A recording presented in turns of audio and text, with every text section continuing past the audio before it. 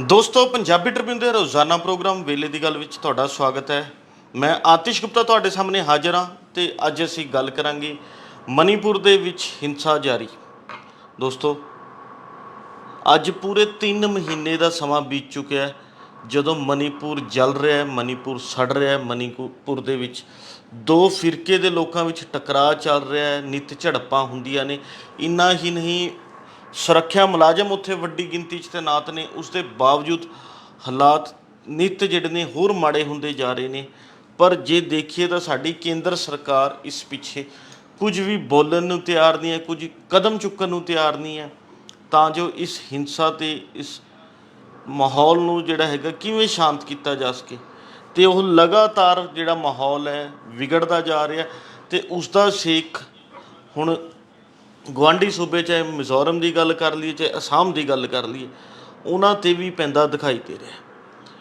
ਪਰ ਦੋਸਤੋ ਫਿਰ ਗੱਲ ਉੱਥੇ ਆ ਜਾਂਦੀ ਹੈ ਵੀ ਕਿ ਵਿਰੋਧੀ ਧਿਰਾਂ ਤਾਂ ਇਸ ਮਸਲੇ ਨੂੰ ਜ਼ੋਰ ਸ਼ੋਰ ਨਾਲ ਚੁੱਕ ਰਹੀਆਂ ਨੇ ਵੀ ਕਿ ਇਸ ਬਾਰੇ ਜਿਹੜਾ ਹੈਗਾ ਪ੍ਰਧਾਨ ਮੰਤਰੀ ਸ਼੍ਰੀ ਨਰਿੰਦਰ ਮੋਦੀ ਜ਼ਰੂਰ ਆਪਣਾ ਸਟੈਂਡ ਸਪਸ਼ਟ ਕਰਨ, ਸਥਿਤੀ ਸਪਸ਼ਟ ਕਰਨ, ਪਰ ਉਹ ਕੁਝ ਬੋਲਣ ਨੂੰ ਤਿਆਰ ਨਹੀਂ ਹੈ। ਅਤੇ ਇਸ ਦੇ ਨਾਲ ਹੀ ਜੇ ਦੇਖੀਏ ਤਾਂ ਮਨੀਪੁਰ ਦੇ ਵਿੱਚ ਜੇ ਸ਼ੁਰੂ ਤੋਂ ਨਜ਼ਰ ਮਾਰੀਏ ਤਾਂ ਹਾਲਾਤ ਇਹੋ ਜਿਹੇ ਨੇ ਵੀ ਕਿ ਉੱਥੇ 3 ਮਈ ਤੋਂ ਜਿਹੜਾ ਹੈਗਾ ਇਹੋ ਜਿਹਾ ਟਕਰਾਅ ਜਿਹੜਾ ਹੈਗਾ ਸ਼ਰੇਆਮ ਕਹਿ ਲਓ ਜਾਂ ਖੁੱਲ੍ਹ ਕੇ ਸਭ ਦੇ ਸਾਹਮਣੇ ਆਇਆ ਸੀ। ਵੈਸੇ ਤਾਂ ਇਹ ਮਾਹੌਲ ਪਿਛਲੇ ਲੰਬੇ ਸਮੇਂ ਤੋਂ ਉੱਥੇ ਦੇਖਣ ਨੂੰ ਮਿਲ ਰਿਹਾ ਸੀ, ਕਿਉਂਕਿ ਉੱਥੇ ਕੂਕੀ ਭਾਈਚਾਰੇ ਅਤੇ ਮਤੇਈ ਭਾਈਚਾਰੇ ਦੇ ਲੋਕਾਂ ਵਿਚਕਾਰ ਜਿਹੜਾ ਹੈਗਾ ਆਪਸੀ ਅਧਿਕਾਰਾਂ ਨੂੰ ਲੈ ਕੇ ਜਾਂ ਆਪਣੇ ਹੱਕਾਂ ਨੂੰ ਲੈ ਕੇ ਜਿਹੜਾ ਹੈਗਾ ਪਿਛਲੇ ਸਮੇਂ ਤੋਂ ਜਿਹੜਾ ਹੈਗਾ ਟਕਰਾਅ ਦੇਖਣ ਨੂੰ ਮਿਲ ਰਿਹਾ ਸੀਗਾ। ਇੰਨਾ ਹੀ ਨਹੀਂ, ਕੂਕੀ ਭਾਈਚਾਰੇ ਦੇ ਲੋਕ ਜਿਹੜੇ ਨੇ ਉੱਥੇ ਉਹ ਪਹਾੜੀ ਖੇਤਰ ਦੇ ਵਿੱਚ ਰਹਿੰਦੇ ਸੀ ਅਤੇ ਮਤੇਈ ਭਾਈਚਾਰੇ ਦੇ ਲੋਕ ਜਿਹੜੇ ਨੇ ਉਹ ਵੈਲੀ ਇਲਾਕੇ 'ਚ ਰਹਿੰਦੇ ਸੀ ਅਤੇ ਉਹਨਾਂ ਦੋਵਾਂ ਵਿਚਕਾਰ ਹੀ ਜਿਹੜਾ ਹੈਗਾ ਟਕਰਾਅ ਪਿਛਲੇ ਲੰਬੇ ਸਮੇਂ ਤੋਂ ਚੱਲਦਾ ਆ ਰਿਹਾ। ਪਰ 3 ਮਈ 2023 ਨੂੰ ਇਹ ਟਕਰਾਅ ਖੁੱਲ੍ਹ ਕੇ ਸਾਹਮਣੇ ਆਇਆ ਜਦੋਂ ਦੋਵੇਂ ਜਿਹੜਾ ਹੈਗਾ ਫਿਰਕੇ ਦੇ ਲੋਕਾਂ ਵਿਚਕਾਰ ਹਿੰਸਕ ਝੜਪਾਂ ਦਾ ਮਾਹੌਲ ਸ਼ੁਰੂ ਹੋਇਆ। ਉੱਥੇ ਹਾਲਾਤ ਲਗਾਤਾਰ ਵਿਗੜਦੇ ਗਏ ਅਤੇ ਮਨੀਪੁਰ ਸਰਕਾਰ ਨੇ ਬਜਾਏ ਇਹਨਾਂ ਹਾਲਾਤਾਂ ਨੂੰ ਹੋਰ ਇੱਕ ਪਲੈਨਿੰਗ ਨਾਲ ਜਾਂ ਵਿਊਤਬੰਦੀ ਨਾਲ ਇਹਨਾਂ 'ਤੇ ਕਾਬੂ ਪਾਉਣ ਦੀ ਥਾਂ 'ਤੇ ਉਹਨਾਂ ਨੇ ਉੱਥੇ ਇੰਟਰਨੈਟ ਸੇਵਾਵਾਂ ਬੰਦ ਕਰ ਦਿੱਤੀਆਂ। ਵੱਡੀ ਗਿਣਤੀ 'ਚ ਪੈਰਾਮਿਲਟਰੀ ਫੋਰਸਿਸ ਲਗਾ ਦਿੱਤੀ ਗਈ। ਮਨੀਪੁਰ ਦੀ ਆਪਣੀ ਪੁਲਿਸ ਤਾਂ ਲੱਗੀ ਹੀ ਹੋਈ ਸੀ, ਪਰ ਉਸ ਦੇ ਬਾਵਜੂਦ ਹਾਲਾਤ ਜਿਹੜੇ ਨੇ ਉੱਥੇ ਵਿਗੜਦੇ ਰਹੇ ਅਤੇ ਇਸੇ ਦੌਰਾਨ ਉੱਥੇ ਜਿਹੜੇ ਸਰਕਾਰੀ ਅਸਲਾ ਉਹ ਲੁੱਟ ਲਿਆ ਜਾਂਦਾ ਹੈ। ਲਗਭਗ 4000 ਦੇ ਕਰੀਬ ਹਥਿਆਰ ਉੱਥੇ ਦੇ ਲੋਕ ਲੁੱਟ ਕੇ ਲੈ ਜਾਂਦੇ ਨੇ, ਜਿਸ ਨਾਲ ਹਾਲਾਤ ਹੋਰ ਵਿਗੜਦੇ ਨੇ, ਕਿਉਂਕਿ 4000 ਹਥਿਆਰ ਲੁੱਟਣ ਦਾ ਮਤਲਬ ਇਹ ਹੈ ਵੀ ਕਿ ਉਸ ਤੋਂ ਬਾਅਦ 4000 ਲੋਕਾਂ ਕੋਲ ਹੋਰ ਹਥਿਆਰ ਪਹੁੰਚ ਚੁੱਕੇ ਨੇ, ਤਾਂ ਉਸ ਨਾਲ ਹਾਲਾਤ ਜਿਹੜੇ ਨੇ ਹੋਰ ਵਿਗੜਦੇ ਜਾ ਰਹੇ ਸੀ। ਅਤੇ ਉੱਥੇ ਹਾਲਾਤ ਵਿਗੜਨ ਦੇ ਨਾਲ ਹੀ ਜੇ ਦੇਖੀਏ ਤਾਂ ਮਨੀਪੁਰ ਸਰਕਾਰ ਵੀ ਕਿਤੇ ਨਾ ਕਿਤੇ ਇਹਨਾਂ ਸਾਰੇ ਹਾਲਾਤਾਂ 'ਤੇ ਨੱਥ ਪਾਉਣ ਦੇ ਵਿੱਚ ਨਾਕਾਮਯਾਬ ਰਹਿ ਰਹੀ ਸੀ ਅਤੇ ਉੱਧਰ ਕੇਂਦਰ ਸਰਕਾਰ ਕੋਈ ਦਖਲ ਦੇਣ ਨੂੰ ਤਿਆਰ ਨਹੀਂ ਸੀ। ਪਰ ਇਸ ਸਾਰੀ ਹਿੰਸਾ ਦੇ ਵਿੱਚ ਨਵਾਂ ਮੋੜ ਉਦੋਂ ਸਾਹਮਣੇ ਆਉਂਦਾ ਜਦੋਂ ਉੱਥੇ ਤੋਂ ਇੱਕ ਵੀਡੀਓ ਵਾਇਰਲ ਹੁੰਦੀ ਹੈ, ਭਾਵੇਂ ਕਿ ਉਹ ਵੀਡੀਓ 4 ਮਈ ਦੀ ਦੱਸੀ ਜਾ ਰਹੀ ਹੈ, ਪਰ ਵੀਡੀਓ ਵਾਇਰਲ ਹੁੰਦੀ ਹੈ ਜਾ ਕੇ 19 ਜੁਲਾਈ ਨੂੰ। ਉਸ ਤੋਂ ਬਾਅਦ ਉੱਥੇ ਦੇ ਹਾਲਾਤ ਬਿਲਕੁਲ ਹੀ ਮਤਲਬ ਇੱਕ ਲੋਕਾਂ ਦਾ ਨਜ਼ਰੀਆ ਬਦਲ ਜਾਂਦਾ, ਲੋਕਾਂ ਤੱਕ ਉੱਥੇ ਦੇ ਹਾਲਾਤ ਪਹੁੰਚਦੇ ਨੇ। ਕਿਉਂਕਿ ਉਹ ਜਿਹੜੀ ਵੀਡੀਓ ਦੀ ਗੱਲ ਕਰ ਰਹੇ ਉਹ ਵੀਡੀਓ ਸੀ ਉੱਥੇ ਦੇ 2 ਔਰਤਾਂ ਨਾਲ ਬਦਸਲੂਕੀ ਦੀ, ਉਹਨਾਂ ਨਾਲ ਕਿਵੇਂ ਧੱਕੇਸ਼ਾਹੀ ਕੀਤੀ ਜਾ ਰਹੀ ਸੀ, ਇਹਨਾਂ ਸਾਰੀਆਂ ਚੀਜ਼ਾਂ ਉਸ ਵੀਡੀਓ 'ਚ ਦਿਖ ਰਹੀਆਂ ਸੀ।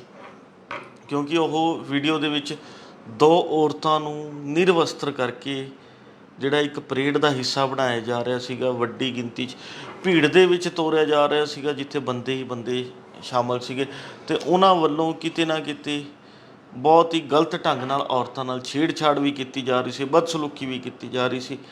ਤਾਂ ਉਸ ਤੋਂ ਬਾਅਦ 19 ਜੁਲਾਈ ਤੋਂ ਬਾਅਦ ਇਹ ਇੱਕ ਵੱਡਾ ਮਸਲਾ ਬਣ ਗਿਆ ਦੇਸ਼ ਭਰ ਦੇ ਵਿੱਚ।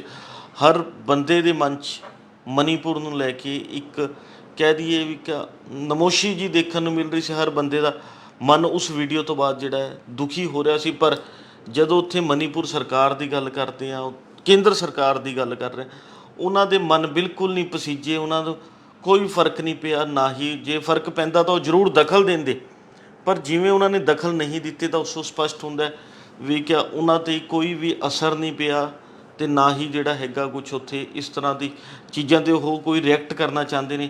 ਪਰ ਉਸ ਦਾ ਸਿੱਟਾ ਇਹ ਨਿਕਲ ਰਿਹਾ ਵੀ ਕਿ ਅੱਜ ਹਾਲਾਤ ਹੋਰ ਮਾੜੇ ਹੁੰਦੇ ਜਾ ਰਹੇ ਨੇ, ਜਿਸ ਦੇ ਚੱਲਦਿਆਂ ਅੱਜ ਵੀ ਜਿਹੜਾ ਹੈਗਾ ਮਨੀਪੁਰ ਦੇ ਬਿਸ਼ਨੂਪੁਰ ਦੇ ਵਿੱਚ ਹਿੰਸਕ ਝੜਪ ਹੋਈ ਆ। ਜਦੋਂ ਕੀ ਕਹਿੰਦੇ ਆ, ਹਾਲਾਤ ਵਿਗੜਦੇ ਦੇਖ ਕੇ ਇੱਥੇ ਜਿਹੜੇ ਸੁਰੱਖਿਆ ਬਲ ਤੈਨਾਤ ਸੀ ਉਹਨਾਂ ਵੱਲੋਂ ਅਥਰੂ ਗੈਸ ਦੇ ਗੋਲੇ ਵੀ ਚਲਾਏ ਗਏ, ਅਤੇ ਇਸ ਦੌਰਾਨ ਲਗਭਗ 1.5 ਦਰਜਨ ਦੇ ਕਰੀਬ ਲੋਕਾਂ ਦੇ ਜ਼ਖਮੀ ਹੋਣ ਦੀ ਜਿਹੜਾ ਹੈਗਾ ਖਬਰ ਸਾਹਮਣੇ ਆਈ ਹੈ।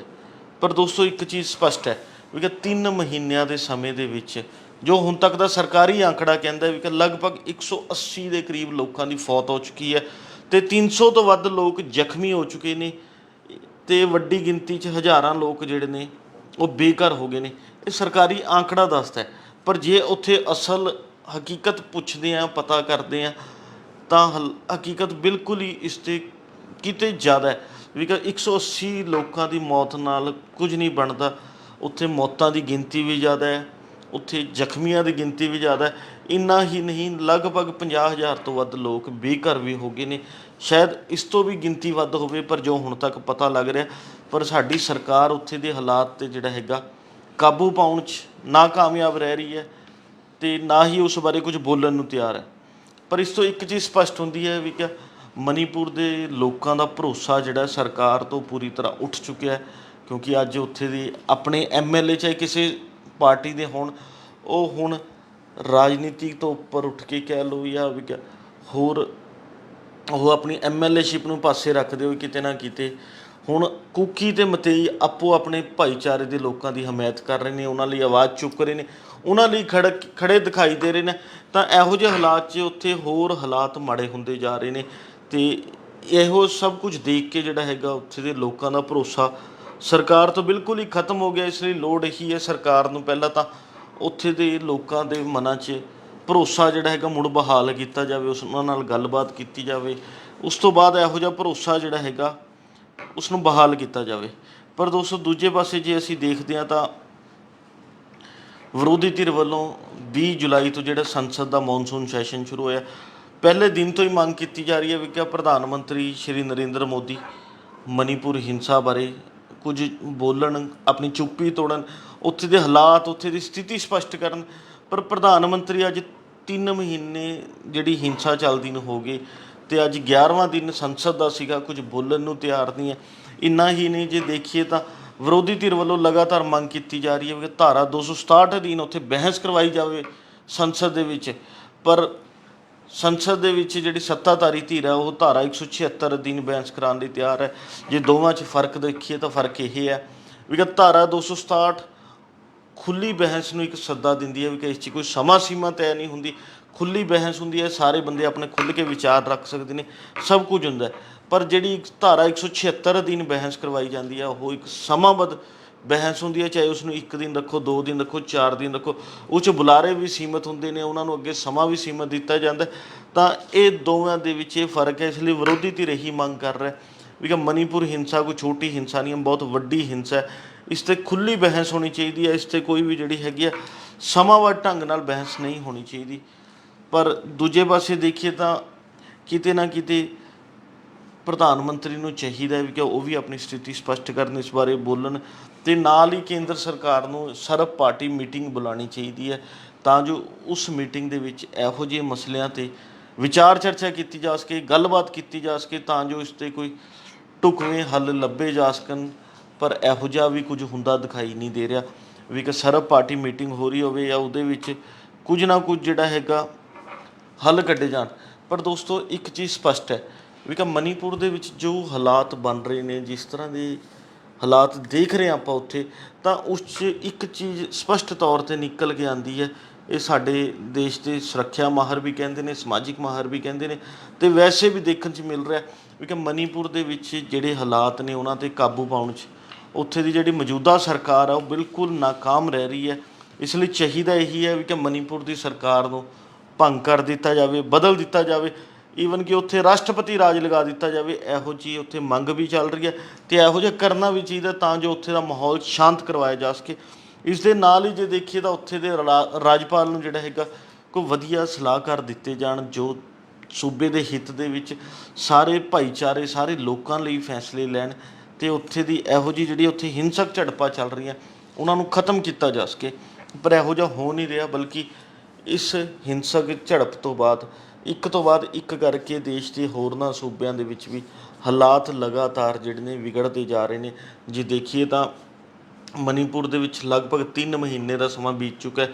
ਉਸ ਤੋਂ ਬਾਅਦ ਹੁਣ ਪਿਛਲੇ 3-4 ਦਿਨਾਂ ਤੋਂ ਲਗਾਤਾਰ ਹਰਿਆਣੇ ਦੇ ਨੂੰਹ ਤੋਂ ਇੱਕ ਹਿੰਸਾ ਸ਼ੁਰੂ ਹੁੰਦੀ ਹੈ। ਉਹ ਹੌਲੀ ਹੌਲੀ ਗੁਰੂਗ੍ਰਾਮ, ਪਲਵਲ ਜਾਂ ਹੋਰ ਆਲੇ ਦੁਆਲੇ ਦੇ ਇਲਾਕਿਆਂ 'ਚ ਫੈਲਦੀ ਜਾ ਰਹੀ ਹੈ, ਜਿੱਥੇ ਕਿ ਹਰਿਆਣਾ ਸਰਕਾਰ ਨੇ ਅਲਰਟ ਜਾਰੀ ਕੀਤੇ ਹੋਏ ਨੇ, ਇੰਟਰਨੈਟ ਸੇਵਾਵਾਂ ਬੰਦ ਕੀਤੀਆਂ ਹੋਈਆਂ ਨੇ, ਪੁਲਿਸ ਪ੍ਰਸ਼ਾਸਨ ਫਲੈਗ ਮਾਰਚ ਕਰ ਰਿਹਾ। ਇਹੋ ਜਿਹਾ ਸਭ ਕੁਝ ਹੋ ਰਿਹਾ ਉੱਥੇ। ਪਰ ਇੱਕ ਚੀਜ਼ ਸਪਸ਼ਟ ਤੌਰ 'ਤੇ ਹਰਿਆਣੇ 'ਚ ਵੀ ਦੇਖ ਰਿਹਾ ਵੀ ਕਿ ਇੱਥੇ ਵੀ ਹਿੰਸਾ ਦੇ ਕੋਈ ਅਸਲ ਕਾਰਨਾਂ ਦਾ ਪਤਾ ਨਹੀਂ ਲੱਗ ਰਿਹਾ। ਭਾਵੇਂ ਕਿ ਸਰਕਾਰ ਵੱਲੋਂ ਹੁਣ ਤੱਕ ਲਗਭਗ 150 ਤੋਂ ਵੱਧ ਬੰਦਿਆਂ ਨੂੰ ਗ੍ਰਿਫਤਾਰ ਕਰ ਲਿਆ, ਕੇਸ ਦਰਜ ਕੀਤੇ ਗਏ ਨੇ, ਜਾਂਚ ਕੀਤੀ ਜਾ ਰਹੀ ਹੈ, ਪਰ ਕੋਈ ਨਾ ਕੋਈ ਇਸ ਦੇ ਜਿਹੜੇ ਅਸਲ ਕਾਰਨ ਨੇ ਜਾਂ ਇਸ ਹਿੰਸਾ ਦੇ ਪਿੱਛੇ ਕੌਣ ਕਸੂਰਵਾਰ ਹੈ, ਉਸ ਬਾਰੇ ਕੋਈ ਸਥਿਤੀ ਸਪਸ਼ਟ ਨਹੀਂ ਹੋ ਰਹੀ ਹੈ। ਜੇ ਤੀਜੀ ਗੱਲ ਕਰੀਏ ਤਾਂ ਕਿਤੇ ਨਾ ਕਿਤੇ ਇਹੋ ਜਿਹਾ ਮਾਹੌਲ ਆਉਣ ਵਾਲੇ ਸਮੇਂ 'ਚ ਉੱਤਰ ਪ੍ਰਦੇਸ਼ 'ਚ ਵੀ ਦੇਖਣ ਨੂੰ ਮਿਲ ਸਕਦਾ, ਕਿਉਂਕਿ ਉੱਥੇ ਵੀ ਜਿਹੜਾ ਹੈਗਾ ਲਗਾਤਾਰ ਵੱਖ-ਵੱਖ ਥਾਵਾਂ 'ਤੇ ਜਿਹੜਾ ਹੈਗਾ ਦੋ ਫਿਰਕੇ ਦੇ ਲੋਕਾਂ ਵਿਚਕਾਰ ਟਕਰਾਅ ਹੁੰਦੇ ਦਿਖਾਈ ਦੇ ਰਹੇ ਨੇ। ਪਰ ਹੁਣ ਜਿਵੇਂ ਗਿਆਨਵਾਪੀ ਮਸਜਿਦ ਤੋਂ ਇੱਕ ਸੁਪਰੀਮ ਕੋਰਟ ਦਾ ਜਿਹੜਾ ਆਰਡਰ ਆਇਆ, ਉਸ ਤੋਂ ਬਾਅਦ ਤਾਂ ਹਾਲਾਤ ਉੱਥੇ ਵੀ ਨਾਜ਼ੁਕ ਬਣੇ ਹੋਏ ਨੇ। ਅਤੇ ਇਹੋ ਜਿਹੇ ਸਾਰੀ ਘਟਨਾਵਾਂ ਨੂੰ ਦੇਖ ਕੇ ਇੱਕ ਚੀਜ਼ ਸਪਸ਼ਟ ਹੁੰਦੀ ਹੈ ਦੋਸਤੋ, ਵੀ ਕਿ ਆਖਿਰਕਾਰ ਕਿਉਂ ਭਾਜਪਾ ਦੀ ਅਗਵਾਈ ਹੇਠ ਸੂਬਿਆਂ ਦੇ ਵਿੱਚ ਹੀ ਇਹੋ ਜਿਹੀ ਘਟਨਾਵਾਂ ਵਾਪਰ ਰਹੀਆਂ ਨੇ। ਇਹ ਇੱਕ ਸੋਚਣ ਦੀ ਗੱਲ ਹੈ, ਸੋਚਣ ਦਾ ਵਿਸ਼ਾ ਵੀ ਕਿ ਪਹਿਲਾਂ ਮਣੀਪੁਰ ਦੇ ਵਿੱਚ ਗੱਲ ਕਰੀਏ, ਫਿਰ ਹਰਿਆਣੇ ਦੇ ਵਿੱਚ ਕਰੀਏ, ਫਿਰ ਉੱਤਰ ਪ੍ਰਦੇਸ਼ ਦੀ ਕਰਦੀ। ਇਸ ਤੋਂ ਇਲਾਵਾ ਵੀ ਜੇ ਗੱਲ ਕਰਦੇ ਹਾਂ ਤਾਂ ਹੋਰ ਵੀ ਕਈ ਸੂਬੇ ਨੇ ਜਿੱਥੇ ਇਹੋ ਜਿਹੇ ਮਾਮਲੇ ਸਾਹਮਣੇ ਆ ਰਹੇ ਨੇ।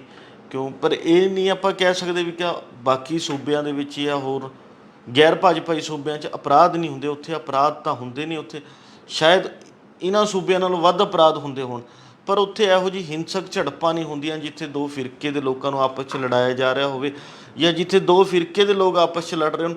ਇਹੋ ਜਿਹੀ ਉੱਥੇ ਝੜਪਾਂ ਦੇਖਣ ਨੂੰ ਨਹੀਂ ਮਿਲਦੀਆਂ, ਉੱਥੇ ਇਹੋ ਜਿਹੀ ਜਿਹੜੀ ਹਿੰਸਾ ਦੇਖਣ ਨੂੰ ਨਹੀਂ ਮਿਲਦੀ। ਇਹੋ ਜਿਹੀ ਹਿੰਸਾ ਸਿਰਫ ਜੇ ਦੇਖੀਏ ਤਾਂ ਭਾਜਪਾ ਸ਼ਾਸਤ ਸੂਬਿਆਂ ਦੇ ਵਿੱਚ ਹੀ ਦੇਖਣ ਨੂੰ ਮਿਲ ਰਹੀ ਹੈ। ਇਹ ਵੀ ਇੱਕ ਸੋਚਣ ਦਾ ਵਿਸ਼ਾ ਹੈ, ਇਸ ਬਾਰੇ ਵਿਚਾਰ ਕਰਨਾ ਚਾਹੀਦਾ। ਅਤੇ ਨਾਲ ਹੀ ਸਾਡੇ ਜਿੱਥੇ ਸੱਤਾਧਾਰੀ ਧਿਰ ਨੂੰ ਇਸ ਬਾਰੇ ਸਟੈਂਡ ਸਪਸ਼ਟ ਕਰਨਾ ਚਾਹੀਦਾ, ਸੱਤਾਧਾਰੀ ਧਿਰ ਦੇ ਆਗੂਆਂ ਨੂੰ ਮਣੀਪੁਰ ਦੇ ਦੌਰੇ ਕਰਨੇ ਚਾਹੀਦੇ ਆ, ਉੱਥੇ ਦੇ ਮਿਤਈ ਅਤੇ ਕੁਕੀ ਭਾਈਚਾਰੇ ਦੇ ਲੋਕਾਂ ਨਾਲ ਬੈਠ ਕੇ ਮਾਮਲੇ ਨੂੰ ਸ਼ਾਂਤ ਕਰਵਾਉਣ ਵਾਲੇ ਪਾਸੇ ਵਧਣਾ ਚਾਹੀਦਾ। ਉੱਥੇ ਹੀ ਚਾਹੀਦਾ ਇਹੀ ਹੈ ਕੇਂਦਰ ਸਰਕਾਰ ਨੂੰ ਵੀ ਕਿ ਸਰਬ ਪਾਰਟੀ ਮੀਟਿੰਗ ਬੁਲਾਵੇ ਅਤੇ ਇਸ ਜਿਹੜੀ ਮਣੀਪੁਰ ਹਿੰਸਾ ਇਸ ਦਾ ਕੋਈ ਠੋਸ ਹੱਲ ਕੱਢਿਆ ਜਾਵੇ। ਪਰ ਦੇਖਣਾ ਇਹੀ ਹੋਵੇਗਾ, ਹਾਲੇ ਤਾਂ ਸੱਤਾਧਾਰੀ ਧਿਰ ਸੰਸਦ ਦੇ ਵਿੱਚ ਇਸ ਵਿਸ਼ੇ 'ਤੇ ਬਹਿਸ ਕਰਵਾਉਣ ਨੂੰ ਤਿਆਰ ਨਹੀਂ ਹੈ ਵੀ ਕਦੋਂ ਬਹਿਸ ਹੁੰਦੀ ਹੈ, ਕਦੋਂ ਉਸ ਬਾਰੇ ਕੋਈ ਰਣਨੀਤੀ ਤਿਆਰ ਕੀਤੀ ਜਾਂਦੀ ਹੈ। ਦੇਖੋ ਕਦੋਂ ਕੀ ਹੁੰਦਾ ਹੈ, ਉਹ ਤਾਂ ਆਉਣ ਵਾਲਾ ਸਮਾਂ ਹੀ ਦੱਸੇਗਾ। ਪਰ ਇੱਕ ਚੀਜ਼ ਸਪਸ਼ਟ ਹੈ ਵੀ 3 ਮਹੀਨਿਆਂ ਦਾ ਸਮਾਂ ਬੀਤ ਚੁੱਕਾ ਹੈ, ਹਾਲੇ ਤੱਕ ਤਾਂ ਪ੍ਰਧਾਨ ਮੰਤਰੀ ਕੁਝ ਬੋਲਣ ਨੂੰ ਤਿਆਰ ਨਹੀਂ ਹੈ। ਕਦੋਂ ਪ੍ਰਧਾਨ ਮੰਤਰੀ ਆਪਣੀ ਚੁੱਪੀ ਤੋੜਦੇ ਨੇ ਮਣੀਪੁਰ ਦੇ ਮੁੱਦੇ 'ਤੇ, ਕਦੋਂ ਬੋਲਦੇ ਨੇ, ਕਦੋਂ ਵਿਚਾਰ ਚਰਚਾ ਕਰਦੇ ਨੇ, ਉਹ ਉਦੋਂ ਹੀ ਪਤਾ ਲੱਗੇਗਾ। ਅਤੇ ਜਿਵੇਂ ਜਿਵੇਂ ਜੋ ਹੁੰਦਾ ਰਹੇਗਾ ਅਸੀਂ ਤੁਹਾਡੇ ਤੱਕ ਪਹੁੰਚਾਉਂਦੇ ਰਹਾਂਗੇ। ਕੱਲ੍ਹ ਨੂੰ ਇਸੇ ਸਮੇਂ ਫਿਰ ਇੱਕ ਨਵੇਂ ਮਸਲੇ 'ਤੇ ਗੱਲਬਾਤ ਕਰਾਂਗੇ ਪ੍ਰੋਗਰਾਮ ਵੇਲੇ ਦੀ ਗੱਲ ਵਿੱਚ। ਧੰਨਵਾਦ।